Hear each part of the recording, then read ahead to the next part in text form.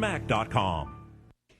Indiana in the Morning, presented by First Commonwealth Bank. The time is 9:12, and it is time now for an interview segment brought to you by our friends at Marcus & Mack, voted Best Personal Injury Law Firm in the Best of Indiana County contest. Marcus & Mack, a law firm representing injured people. And we have in studio right now Nicole Sipos, the manager of Indiana Borough, for her monthly visit. And Nicole, good morning. How you doing? Good morning. Good. It's a beautiful day out. Yeah, Chamber of Commerce Day out there, wouldn't you say? Yeah, and speaking of nice days, they're still out there collecting leaves. So I just want to put that out there before we start talking about the election. Right. So let's get to the leaf schedule. It's usually like the day after garbage collection. Correct. Is that right? Yeah, and they'll be running that for the next couple weeks now. So right. As long as the weather holds up. So what's the last day? Of that it's running? Oh, yeah. Oh, it's going to be until weeks. the weather turns sour. Yeah. Okay. All right. So we'll leave it We at won't that. put a deadline to it. All right. Excellent. And just people need to rake them to the curb, or do they need to bag them, or what? Nope, just rake them to the curb. All right. Excellent. So there we go. Yeah. And some extra information. Now, election stuff. Let's get into that because this is actually a very key election year. This is the year that Indiana Borough's government is going to shrink from 12 people on the board to 8. Is That's that right? correct, Okay. yes. So talk about that. Okay, so over a year and a half ago, we started the reapportionment where we went from 4 wards down to 2. We kind of just split the borough in half. So we now have a West Ward 1 and an East Ward 2. And so currently, we have 12 council members. And then, so staying on the board right now on the council is Don Lancaster, Gerald Smith, Luke DeBiser, Tamara Calazio, and Josh Cresta. So their seats are not up. Right. But in West Ward 1, we have 2 seats, and we have 4 people running. Okay. So Casey Knoll, Poom Taylor, Jessica Frick, and Christopher Savagian. Now he's a new candidate. Casey, Poom, and Jessica currently serve. Right. So that there's 2 seats up, and we have 4 people running. And then in the East Ward, we have 1 seat up, and then currently on the ballot is Peter Broad, who's our current president. Current president of the council, yes. And Jason Beatty. So right. It's going to be important because there's, once those 8 are elected, we have the 8 final people that sit on the board, they'll work with running the different committees. All right. Now, this is also important because, as you said, it's shrinking the size of the government down. And let's talk about one other thing that people might be confused about. They might be confused about what ward they're going to be in now. Okay. So what's the dividing line?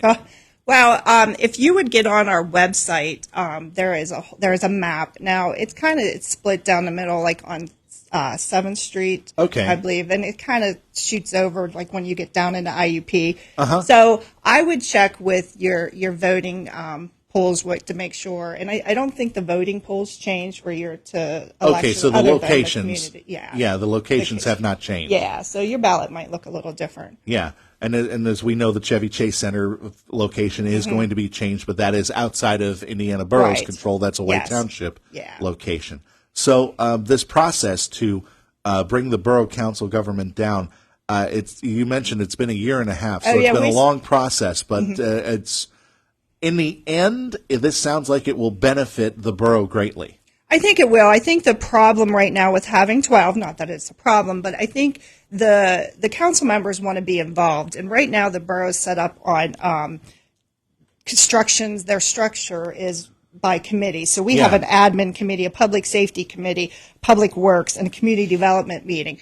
So those committees are broken down with 3 members of council each. So when one council member wants to know what's happening with public works, they kind of have to attend another meeting. And we know that right now we have a council meeting and a work session meeting, plus the committee meetings on top of that. So where, you have admin who handles the budget and personnel expense, we have 3 people sitting on that. And then public safety is more police, public works, your streets, parks, and sewage plant, and community development, code, zoning, and planning. So it's nice when we get down to 8, all those 8 members can kind of serve on all those boards and see what's happening in one meeting. So the structure for the committees is going to change a little bit then, it sounds like? It is, and we're still in the process of discussing that. We haven't made any final decisions looking into January of 2024, what it's going to look like. Obviously, we're waiting to see what 8 members or, what the next 3 new members will be. Yeah. And then moving forward, we'll have a better idea. Now that it is coming up, is it kind of nerve-wracking to know that all these changes are going to happen come January 1st? There's a lot of changes, and then to put on top of all the changes with reducing the council members, our building is being reconstructed. That's and right, we're yeah. It is going to be a nightmare. Our police will be kind of taking over our basement area, so they will stay located where they're at. So that's not going to be an issue. Everything's the numbers, phone numbers. If you need a police, they'll be at the same location. But code, zoning, planning, admin, we're going to kind of relocate temporarily. So we'll have plenty of information out to the public. Probably in December and January, we'll let everybody know. We'll have plenty of signage, plenty of information on where to find us and how to get a hold of us. What's the process? What's the progress on the building project right now? Is it out for bids at this point? November 1st it will be physically out for bid, and December 1st will be opening bids. All right. So see for general contractor, electrician, and plumbing and electrical. Yes. You mentioned the fact that it's going to be kind of a moving of the offices around inside that building and having the police taking over the bottom floor, so to speak.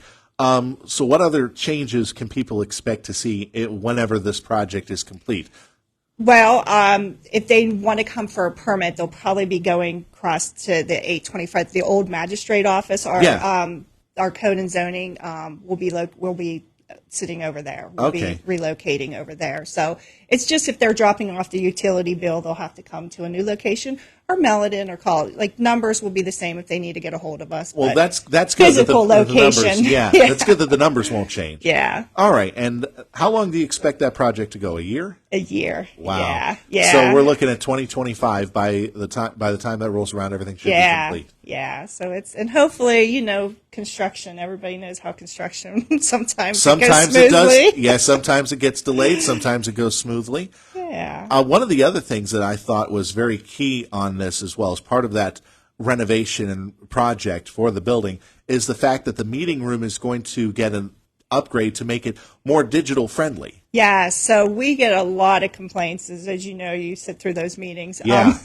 And online, when we Zoom it, it just doesn't come in very clear. So we will be working with the acoustics down there, new, the walls, the floors, and that, and the system is going to be replaced. So that will make it more transparent when people are Zooming in online. All right, and again, this is all going to be part of that project that is coming up within the next year or so. But again, the bids will go out on November 1st.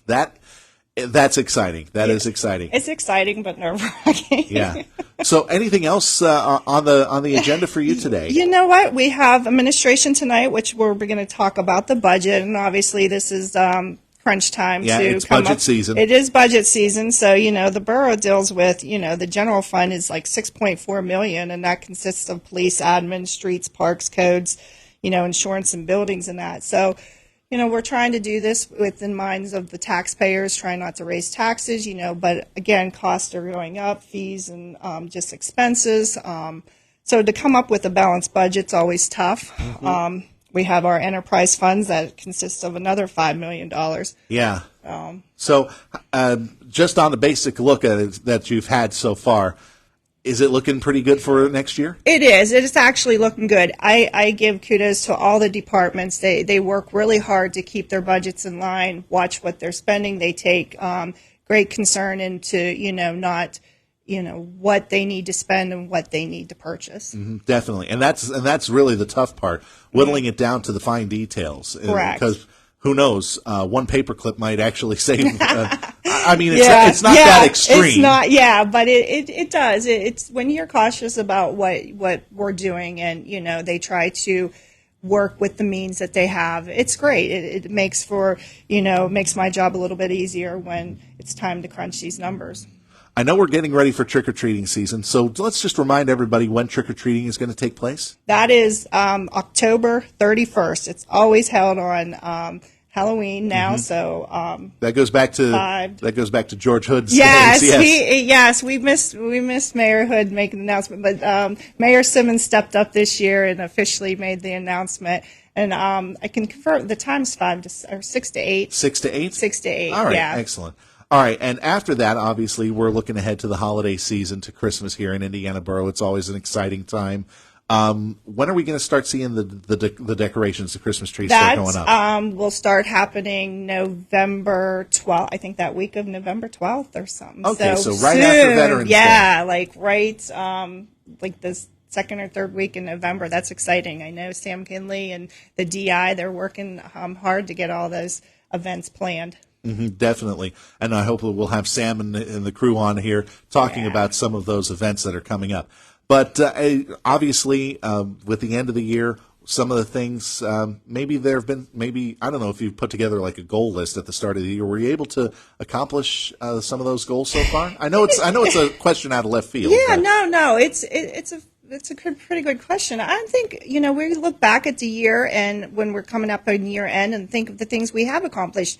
We did in-house paving more than what we have done in the past. Our planner has, we put out for an RFP for a rewrite of our zoning ordinance, which I think he'll be in next month to talk about. Yeah. A lot of good has happened. Obviously, getting down from 12 members to 8 was a process. So it's been a good year for the borough so far. Yeah, and that's a good point. I think I'm going to make a list and that maybe at the December council meeting kind of recap the great year we have had. All right, excellent. Well, I'm glad I gave you the idea anyway. Nicole Sipos, thank you very much for joining us here on Indiana in the Morning. Anything else you wanted to make mention? Nope, that's it. All right, excellent. Well, thanks again for stopping by. We hope to see you again next month, and we'll probably talk a little bit more about budget at that point. Right. Thanks again, Nicole. Thanks. Nicole Sipos joining us here on Indiana in the Morning, presented by First Commonwealth Bank. Our interviews presented by Marcus & Mack, voted Best Personal Injury Law Firm in the Best of Indiana County contest. Marcus & Mack, a law firm representing injured people. Getting close to 9:25 here at Indiana in the Morning. Coming up next, the CBS Sports Minute.